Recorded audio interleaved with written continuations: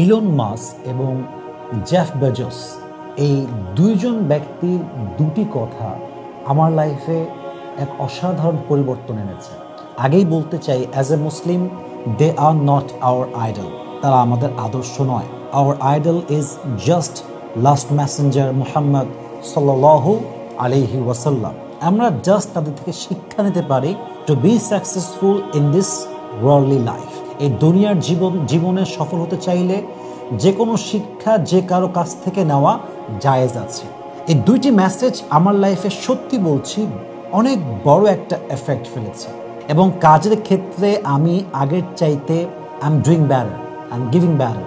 আমি ভালো করছি আলহামদুলিল্লাহ। তো সবাইকে এটা বলছি এই জন্য, যাতে করে তোমরা এবং যারা আপনারা আছেন সবাই আপনারা এটা অ্যাপ্লাই করতে পারেন। আল্লাহ যেন সে তৌফিক দান করে। পড়েন সবাই আমিন। নাম্বার ওয়ান, যেটা আমি জেফ বেজোস ওনার থেকে শুনেছি, ওনার একটা ছোট্ট ইন্টারভিউর ক্লিপ আমার সামনে এসেছিল, যেটা আমার সত্য বলছে আমাকে এটা আঘাত করেছে, এবং এটা আমাকে নতুন একটা চিন্তার রাস্তা দিয়েছে। উনি একটা কথা বললেন তার ইন্টারভিউর ভিতরে যে stress doesn't come from hard working, stress primarily comes from not taking action over something that you can have some control over there. উনি বললেন যে কখনো কাজ করার জন্য চাপ আসে না।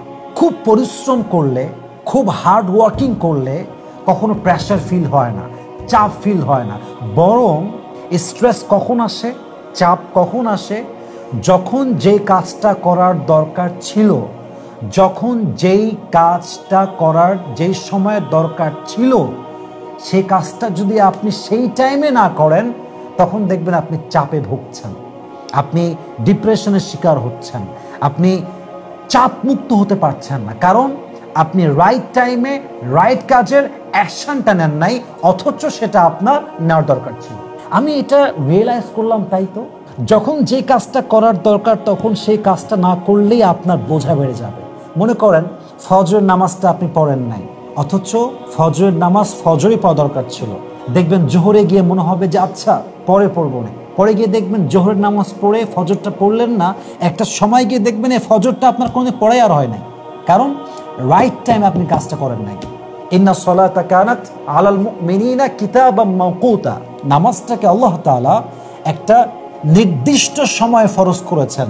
ফজরের নামাজ জোহরে পড়লে হবে, জোহরের নামাজ আসরে পড়লে হবে, স্পেসিফিক টাইম, নির্দিষ্ট সময়, যখন যেই কাজের অ্যাকশন তখন সেই কাজটা করতে হবে। এবং পরিশ্রম করতে গিয়ে এটা ফিল করা যাবে না যে আমি প্রেশার ফিল করছি, আমার উপরে এটা স্ট্রেস নিয়ে আসছে। নো, বরং এই কাজটা না করলে আপনি স্ট্রেস হবেন, আপনি এত পরিমাণ স্ট্রেসড হবেন যে আপনার চাপটা কাটায় উঠতে অনেক লম্বা সময় লেগে যাবে। অতএব যখন যে কাজ করতে হবে তখন সেই কাজ করে ফেলবেন, কোনো কাজ কখনো স্টপ রাখবেন না। রাজি আছেন তো ইনশাআল্লাহ?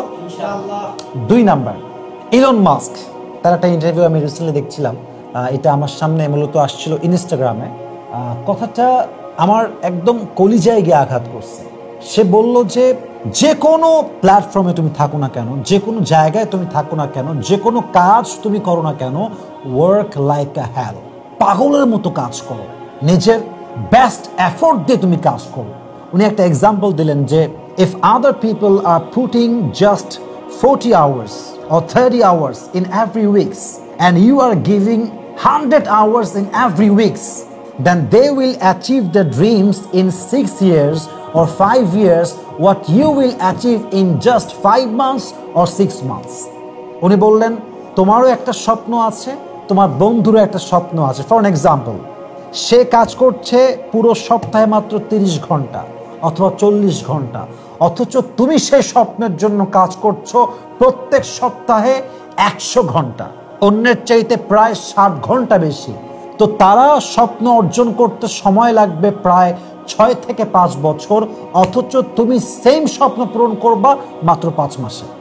What an amazing deep message it is, যে আমার বন্ধুর একটা ড্রিম আছে, আমারও ড্রিম আছে।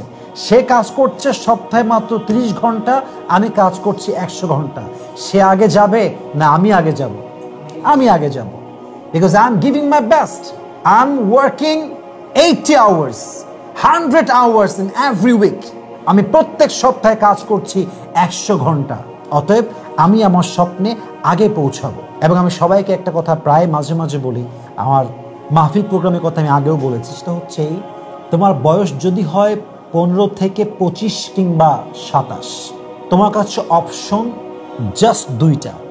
হয় আগামীর 5 বছর আরাম করে শান্তি করে আগামীর ভবিষ্যতের 50 বছরকে কষ্টে রাখবা, আগামীর মৃত্যু পর্যন্তর বয়সকে তুমি স্ট্রেসে রাখবা, অথবা তুমি আগামীর নেক্সট 5 ইয়ার্স হার্ড ওয়ার্কিং করবা, স্বপ্নের জন্য দৌড়াবা, কাজ করবা, পরিশ্রম করবা, মাথার ঘাম পায়ে ফেলবা, রক্ত পানি করে কাজ করবা, আগামীর 5 বছর কাজ করবা, আগামীর মৃত্যু পর্যন্ত সময়টা তোমার জন্য স্ট্রেস ফ্রি হবে, শান্তির জীবন হবে, তোমার আব্বা শান্তি পাবে, তোমার মা শান্তি পাবে, ওয়াইফকে তুমি প্রাউডলি বাঁচতে পারবা। So the decision is your, সিদ্ধান্ত তোমার।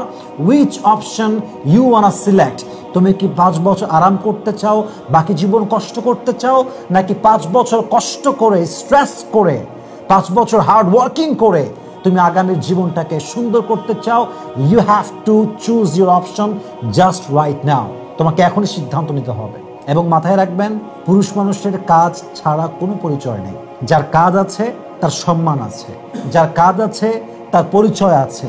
যার কাজ নাই, এবং তিতাভাবে বলছি, যার টাকা নাই তার সম্মান সমাজ কি দিবে? যার টাকা নাই তাকে তার আপন গর্ভধারিণী মাটাও সম্মান করতে চায় না, ঠিক কিনা বলেন? এজন্য বুঝতে হবে, জীবনে বেঁচে থাকতে হলে কাজের কোনো অপোজিশন নাই, কাজের কোনো কি বলবো এটাকে অল্টারনেটিভ নাই, কাজ ছাড়া কোনো গতি নেই। ইন্নাল্লাহা লা ইউগাইরু মা বিকওমিন হাত্তা ইউগাইরু মা বিআনফুসিহিম। আল্লাহ ততক্ষণ পর্যন্ত একটা জাতির ভাগ্যকে পরিবর্তন করে না যতক্ষণ পর্যন্ত সেই জাতি নিজেরা নিজেদের ভাগ্য পরিবর্তন করতে সচেষ্ট না হয়। অতএব আজ থেকে আমরা সবাই কাজ করব তো ইনশাআল্লাহ, সর্বোচ্চ চেষ্টা করব তো ইনশাআল্লাহ। আল্লাহ আমাদের সবাইকে পরিপূর্ণ মনোযোগ দিয়ে কাজ করার তৌফিক দান করুক। আমরা সকলে জবান খুলে দিল খুলে পড়ছি আমিন।